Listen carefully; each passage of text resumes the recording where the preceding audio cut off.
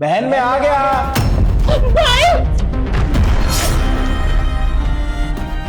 भैया इसका भाई आ गया, जाके देखो, मैं इसको देखती हूँ। मान के रखे सुन, बाहर मत आइए, पहले बता रहा हूँ।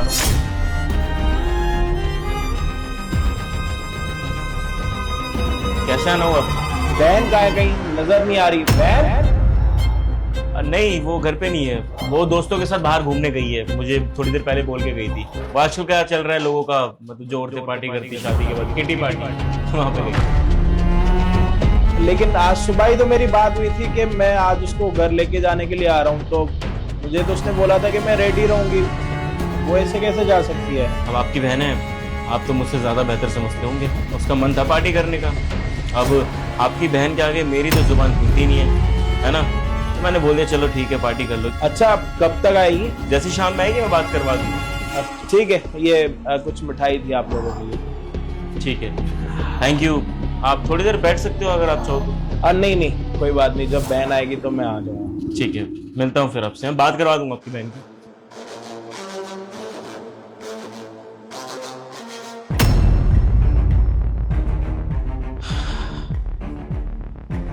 ज्यादा बोलना आ गया तेरे को? बाहर आवाज आ रही थी तेरी, तो तेरे भाई को मैंने कुछ भी बोल दिया कि बाहर गई है, शक हो गया था उसे कि तू घर के अंदर है।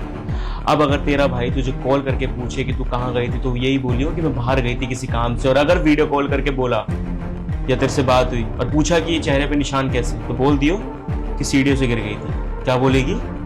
सीढ़ियों से गिर गई थी, है ना? और अगर मुझसे चालाकी करने की कोशिश करी तो इतने बेल्टों के निशान दूंगा ना, जिंदगी भर याद रखेगी।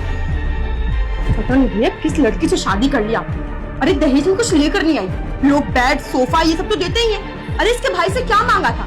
बस एक गोल्ड की चेन और गाड़ी। लेकिन इनकी ना इतनी भी औकात नहीं कि ये सब दे पाए। सही कह रही, लातों के भूत है, बातों से थोड़ी ना मानेंगे। लगता है थोड़े और निशाने से चाहिए, बाहर लेके ऐसे अच्छे से थोड़ा ही करेगा आज। हाँ भैया, आप ना बिल्कुल सही बोल रहे हैं। चल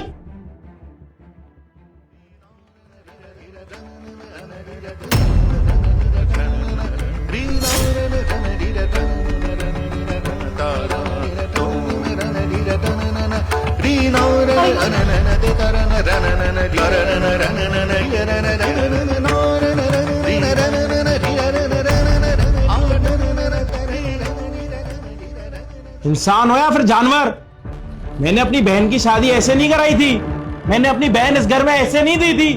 क्या हाल बना रखा है मेरी बहन का? शर्म आती है तुम दोनों को? क्या हाल बना रखा?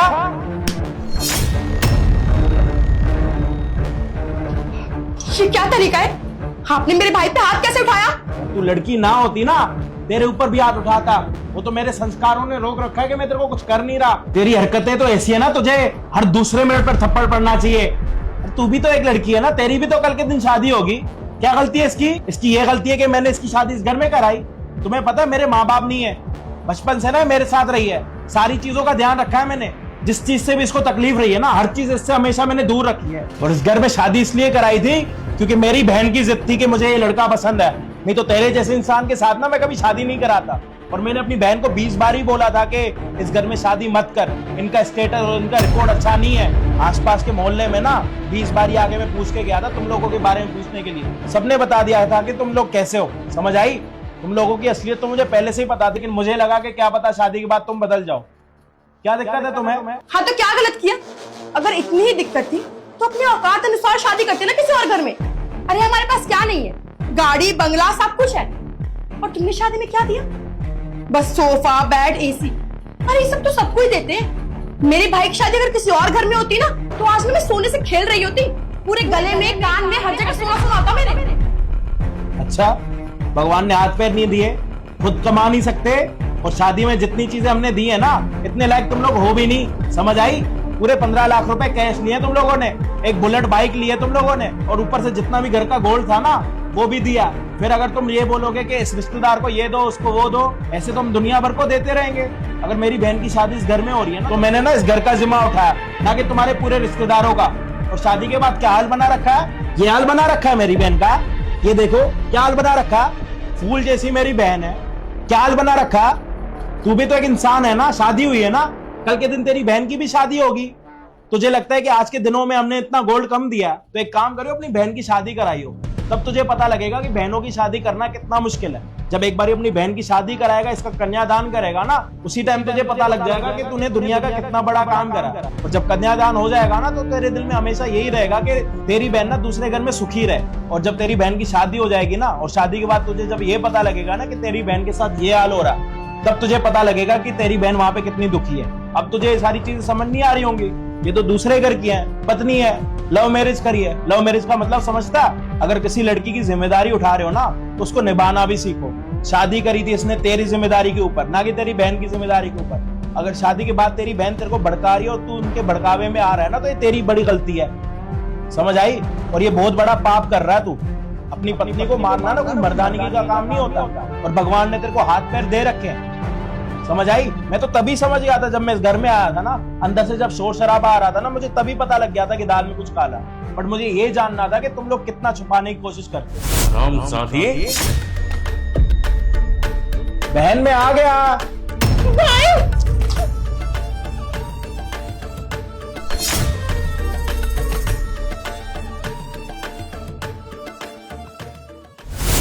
तुम लोगों की औकात में तभी समझ गया था कि तुम लोग क्या चाहते हो, इसलिए मैं बाहर खड़ा होकर इंतजार कर रहा था कि तुम लोग कितना गिर सकते हो। और आखिरकार मुझे पता लग गया कि तुम लोग कितने गिरे हुए इंसान।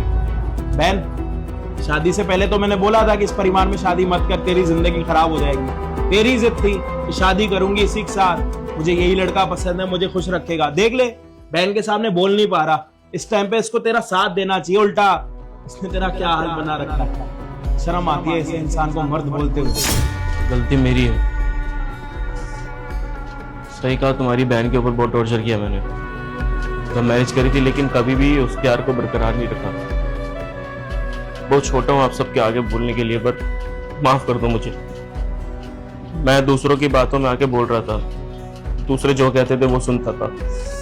एक मेरे घर में मेरी बहन, जिसको बस पैसों से प्यार था, और मैं अंधा, मैं बस उसकी ख्वाहिशें पूरे करने के लिए इसको परेशान कर रहा था। दूसरे मेरे दोस्त, ऑफिस में जो दोस्त मेरे साथ रहते थे, मुझे ये कहते थे कि जो औरत चाहता है उसको हमेशा अपने काबू में रख, अपनी बीवी को अपने काबू में रखेगा ना, तो तेरी बात से आगे नहीं जाएगी, जिंदगी भर तेरी गुलाम बन के रहेगी। तो कभी भी तू उसे बोलेगा ना, तो किसी चीज के लिए मना नहीं करेगी। मेरे दिमाग में भूसा भरा था कि उनकी बातों पे यकीन कर लिया। सोचता था कि अगर इसे मार पीट के रखूंगा, इसको अच्छे से नहीं रखूंगा, तो मेरी हर बात मानेगी। गलत था यार, मुझे ही नहीं पता था कि शायद मैं कितना बड़ा गुनाह कर रहा हूँ, इसको परेशान करके अपने नरक के द्वार खोल रहा हूँ।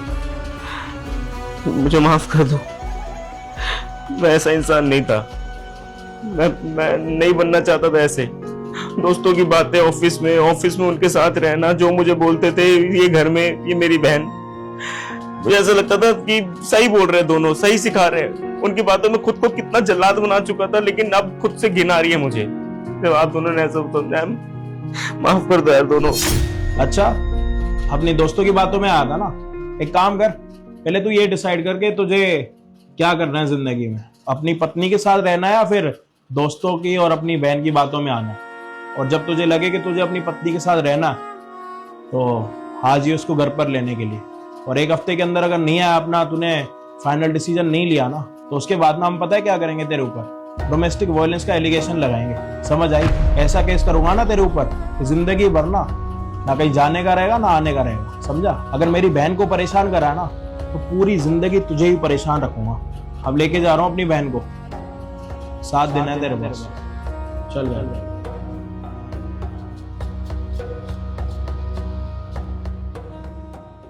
साहब ये लो मेरी माँ की अस्थियां, और बहा दो उसे गंगा में, और जला दीजिए मुझे, खुद भी मार दीजिए मुझे। क्या बकवास कर रहा है? तबीयत ठीक है तेरी? और इसकी अस्थियां लेके आया ऑफिस में? अरे साहब, इतना ना अच्छा बनने की कोशिश मत करो आप।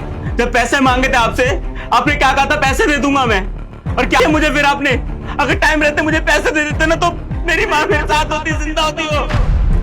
क्यों झूठ बोल रहा है?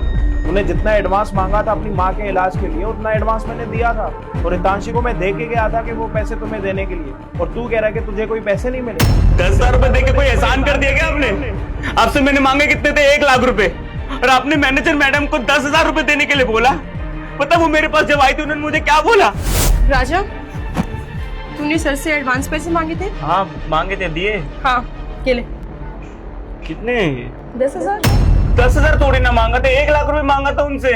उनको समझाओ ना कि हमारी माँ की तबीयत खराब है बहुत ज्यादा, अगर पैसे नहीं दिए तो माँ की जान चली जाएगी। मैडम 10,000 में क्या करेंगे? हेलो, पहले तो आवाज नीचे करके मुझसे बात कर, समझ आई बात? और सर ने जितने मुझे दिए हैं ना, मैंने ला के दे दिए। सर तेरे को रिश्तेदार नहीं है कि तू जितने पैसे मांगेगा उतने दे देंगे, और सर के पास इतने पैसे है भी नहीं तेरे को देने के लिए। जब देखो तब मुंह उठा के आता था पैसे मांगने। चुपचाप नहीं रख ले पैसे। और बात रही छुट्टी की, सर ने मना किया है, तुझे कोई भी छुट्टी नहीं मिलेगी। समझ ही नहीं रही कोई हमारी दिक्कत। छुट्टी बिल्कुल मत करना, समझ आई? मुझे ये तक बोला कि यहाँ पे छुट्टी करने की जरूरत नहीं है। अगर तू छुट्टी करेगा ना तो तेरी सैलरी काट लूंगी, पूरे महीने तेरे को परेशान करूंगी। इसी वजह से अपनी माँ की हत्या लेकर इस यूनिफॉर्म पे खड़ा हूं मैं। और जब मेरी माँ जिंदगी की आखिरी सांसें गिन रही थी ना, उस समय अपनी माँ के साथ नहीं था मैं। एक लौता बेटा उनका यहाँ पे ड्यूटी कर रहा था आप सब लोगों की वजह से। अगर आप बोल देते ना तो शायद अपनी माँ के साथ रहते, मैं आखिरी वक्त में उनके साथ रहता, जिंदा रहती मेरी माँ। राजा यकीन मान मेरा, मैंने पैसे दिए थे और हितांशी को मैंने ये भी बताया था कि अगर तू 4-5 दिन के लिए नहीं भी आएगा तो कोई फर्क नहीं पड़ेगा, क्योंकि तेरी माँ की तबीयत इतनी खराब थी कि वो हॉस्पिटल में थी। और जितना तूने एडवांस मांगा था ना, उससे मैंने एडवांस डबल दिया था, पूरे 2 लाख रुपए दिए थे। तूने तो 1 लाख रुपए मांगे थे। अरे इतने सालों से हमारे पास काम कर रहा है, इतनी ईमानदारी से काम कर रहा है। अगर तेरी माँ की तबीयत खराब है, अगर मैं तेरा बुरे टाइम में साथ नहीं दूंगा तो कौन देगा?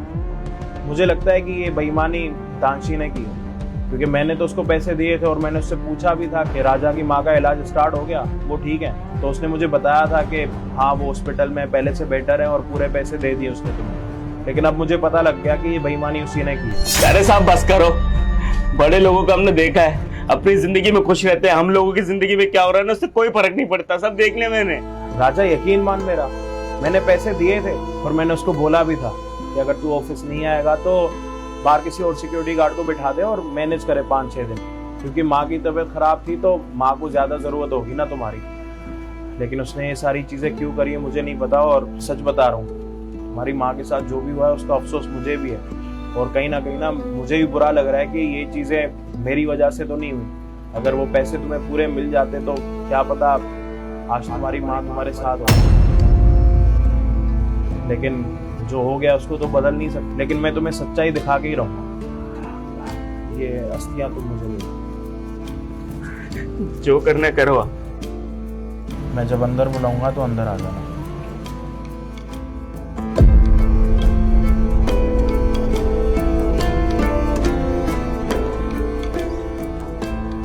हितांशी 50,000 रुपए सिक्योरिटी गार्ड को दे देना। Why sir?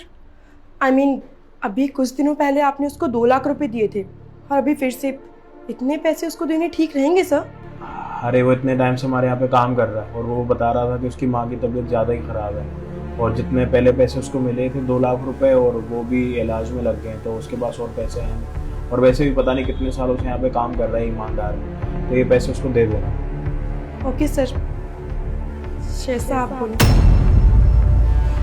अच्छा एक मिनट, ये लास्ट बारी जो मैंने तुम्हें 2 लाख रुपए दिए थे वो तुमने दे दिए थे ना उसको? यस सर, ऑफ कोर्स मैंने दे दिए थे। और डॉक्टर्स ने उसको क्या बोला? मेरी बात हुई थी, वो कह रहे थे कि माँ की तबीयत पहले से ठीक है और बहुत जल्दी वो डिस्चार्ज हो जाएंगे हॉस्पिटल से। तुम एक काम करो, ये पैसे देने के बाद ना ये अपने साथ लेके जाना घर पर।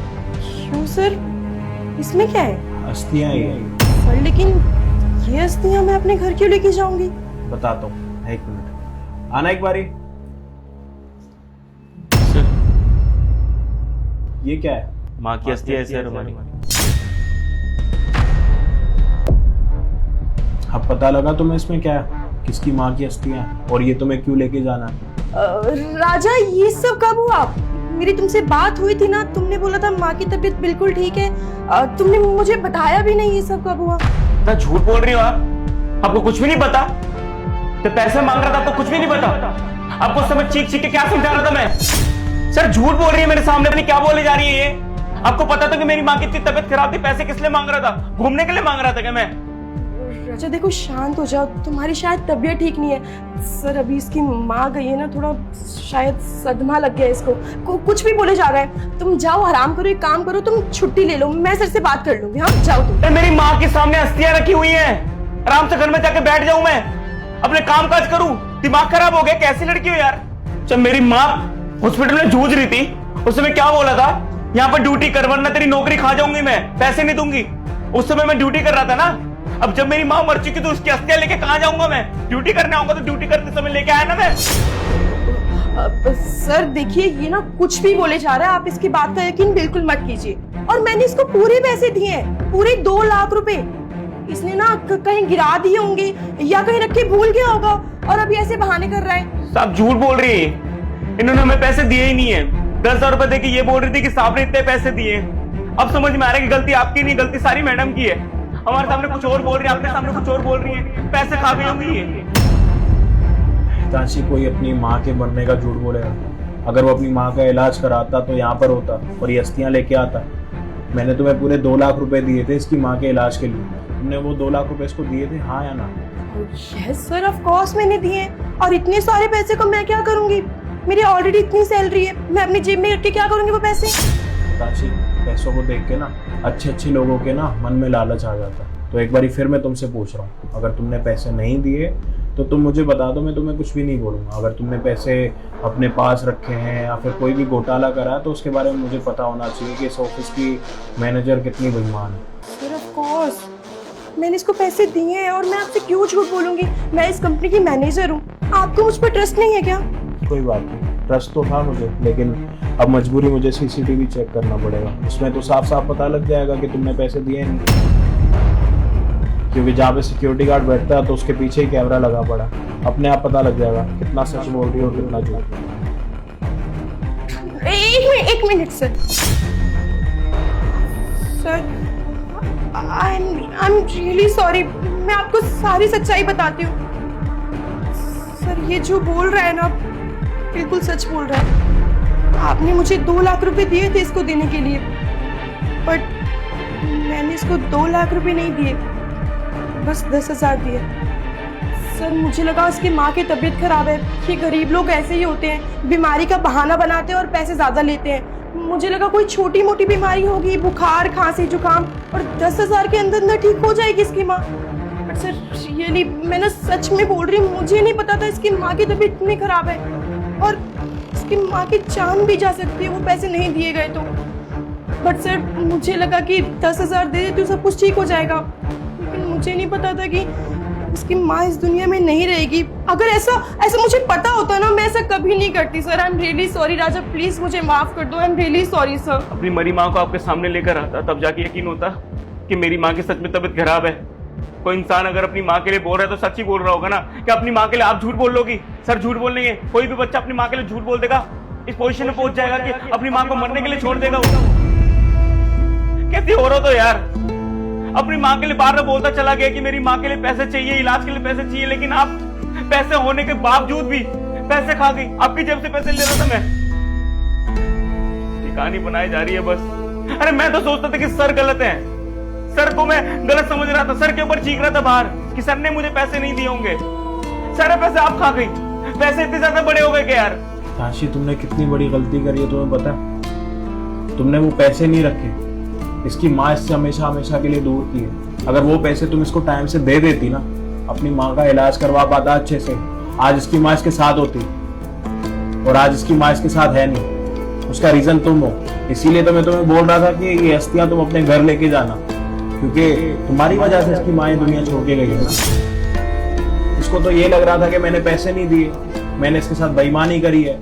अरे इतने साल से यहाँ पे काम कर रहा है और जो इसका काम नहीं होता वो भी ये काम करता है। अगर इसकी माँ की तबीयत खराब थी, इसने मुझसे रिक्वेस्ट करी कि सर मुझे आने वाले 1 साल तक का एडवांस मिल सकता है, तो मैंने इसको बोला कि वाई नॉट, आप पैसे ले लो, अपनी माँ का इलाज कराओ, और उसके बाद जैसे आपकी माँ ठीक हो जाएगी आप ऑफिस आ जाना, उसके बाद धीरे धीरे अपने पैसे कटवा लेना। लेकिन मुझे ये नहीं पता था कि हमारे ऑफिस में रहने के बाद तुम कितनी बड़ी बेईमान हो। मैं तो तुम्हारे ऊपर इतना यकीन करता था कि ऑफिस से जाने के बाद ना जितने भी प्रोजेक्ट होते थे, फाइल्स होती थी, मैं तुम्हारे हाथ में दे के जाता था कि कोई बात नहीं, आगे तुम डील कर लेना और अच्छी डील करना, और मुझे ये नहीं पता आज तक कि तुमने उन डील्स में कितने पैसे खाए।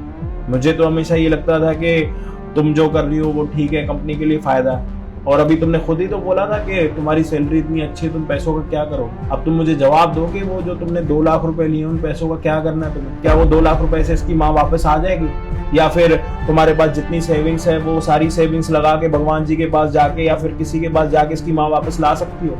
अगर ऐसा तुम्हारे पास ऑप्शन है तो तुम्हें जितने ही पैसे चाहिए मैं उतने पैसे तुम्हें दे देता हूँ। लेकिन आज मुझे तुम्हारी सोच के बारे में पता लग गया कि तुम्हारी सोच कितनी गिरी हुई, तुम कितनी गिरी हुई। अरे मैं तुम्हारे ऊपर भरोसा करता था, हर एक चीज तुम्हारे अंडर छोड़ दी थी, लेकिन बदले में क्या मिला? उसकी माँ तुमने उससे हमेशा हमेशा के लिए छीन ली। फर्क पता है तुमने क्या रखा? गरीबी और अमीरी का। अभी तुमने बोला ना कि गरीब तो है, माँ की क्या ही तबीयत खराब होगी, हल्का फुल्का फीवर हो गया होगा तो 5-6 हज़ार रुपए में ठीक हो जाएंगे, देख लो। और अब अगर वो तुम्हारे सामने गुस्सा कर रहा है, तुम्हारा सच हम सबके सामने लेके आया, तो तुम्हें लग रहा है कि वो इंसान बुरा है। तुम्हारे पास इन बातों का कोई जवाब है? अगर जवाब है तो बताओ, मैं भी जानना चाहता हूँ, शायद वो भी जानना चाहता होगा। हाँ भाई, तुम्हारी माँ तुम्हें वापस चाहिए ना? क्या बोलूं इनसे मैं, खुद को शर्म होनी चाहिए इनको। आपके लिए पैसे इतनी बड़ी चीज हो गई, किसी की माँ की ममता खा गए आप। भगवान ना करे कि जिस जगह पे आज मैं खड़ा हूं ना, अगर उस जगह आप आ गई ना तो आपको पता चलेगा कि माँ के खोने का दर्द क्या होता है। आप जिनसे इतना प्यार करते हो, अगर वो आपकी जिंदगी से चले जाए ना तो अकेला महसूस होता है। जिंदगी में मेरी माँ के अलावा मेरा कोई नहीं था मैडम, कोई भी नहीं। बचपन मेरे बाबूजी छोड़ के चले गए थे। मेरी माँ ने मुझे पाल पोस के बड़ा करा था।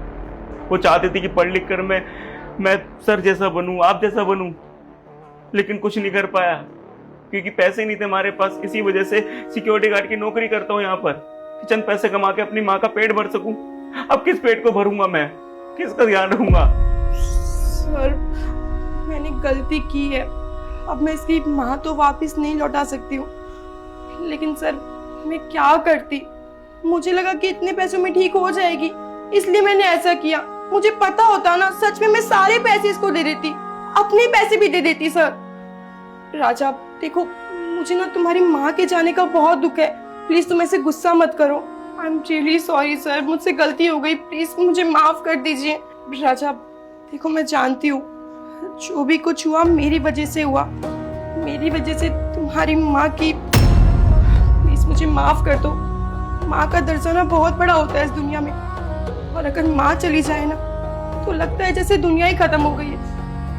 मैं तुम्हारी माँ तो तुम्हें नहीं लौटा सकती हूँ, लेकिन मैं तुमसे हाथ जोड़ के माफी मांग सकती हूँ बस। प्लीज मुझे माफ कर दो। जो सब कुछ हुआ मेरी वजह से हुआ। अगर मैं तुम्हें पैसे दे देती तो शायद तुम्हारे साथ तुम्हारी माँ रहती अभी। मुझे पता था तुमने जानबूझ के सारी चीजें की। उसने तुम्हें बताया था कि मेरी माँ की तबीयत खराब है, उसने मुझे बताया था, तभी तो मैंने पैसे दिए थे। उसकी आंखों में उस टाइम पर वो दर्द दिख रहा था, वो झूठ नहीं बोल रहा था। लोगों की आंखें ना अक्सर बता देती हैं कि कौन सच बोल रहा है, कौन झूठ बोल रहा है। और शायद हमें इस ऑफिस में काम करते करते इतना टाइम हो गया, तो इतना तो हमें पता लग ही चुका है कि सामने वाला इंसान सच बोल रहा है या फिर झूठ बोल रहा है। अभी जब मैंने तुमसे पूछा था ना कि तुमने इसको 2 लाख रुपए दिए या नहीं दिए, तुम्हारी आंखों में साफ दिख रहा था कि तुम झूठ बोलती हो, लेकिन तुम उस झूठ को ना छुपाने की कोशिश कर रही थी। लेकिन झूठ तो छुपने से नहीं छुपता। लेकिन अफसोस, तुमने अभी तक अपने परिवार का कोई भी सदस्य नहीं खोया, तो तुम्हें नहीं पता कि इस चीज़ के जाने का क्या दर्द होता है।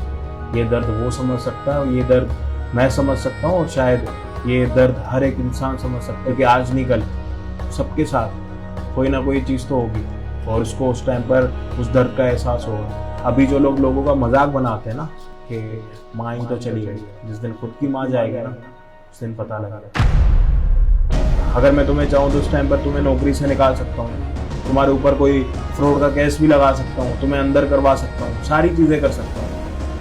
उससे होगा क्या? इसकी माँ वापस आ जाएगी। अगर ये सारी चीज़ें करने के बाद अगर इसकी माँ वापस आ सकती है तो ये सारी चीज़ें मैं करने के लिए तैयार हूँ। लेकिन मुझे पता है कि जो चीज़ एक बारी दुनिया छोड़ के चली गई ना, वो वापस कभी नहीं। और राजा, मैं तेरा दुख समझ सकता हूँ, और तेरे दिल में जो भी चीज़ें चल रही हैं मैं सारी चीज़ों को समझ सकता हूँ। लेकिन मैं तुझे एक ही बात बताऊँगा कि देख, इस दुनिया में जो भी आया उसको दुनिया हमेशा हमेशा के लिए छोड़ के तो जाना ही, लेकिन जब कोई इंसान छोड़ के जाता है तो जो उसके सबसे ज़्यादा करीब होता है ना, उसको सबसे ज़्यादा दुख होता है। भाई देख, ये जो हस्तियाँ तू यहाँ पे लेके आया, तेरा गुस्सा मैं समझ रहा था, लेकिन इनकी यहाँ पे जगह नहीं है। इनकी असली जगह तुम्हें ही पता है कहाँ है। तो प्लीज़ इसको तुम अपने साथ लेके जाओ, और जो मैंने तुम्हें पैसे दिए वो पैसे इसको दे दो। नहीं सर, नहीं चाहिए पैसे, किसी काम के नहीं है हमारे। देख, उस टाइम पर तेरे पास पैसे नहीं थे, तूने अपनी माँ का इलाज नहीं कराया, पर अगर ये पैसे अभी तुम्हारे पास होंगे तो जितने भी क्रियाक्रम की चीज़ें होंगी वो चीज़ें तुम अच्छे से कर सकते हो। तो प्लीज़ वो पैसे तुम रखो, तुम्हारे काम आएंगे।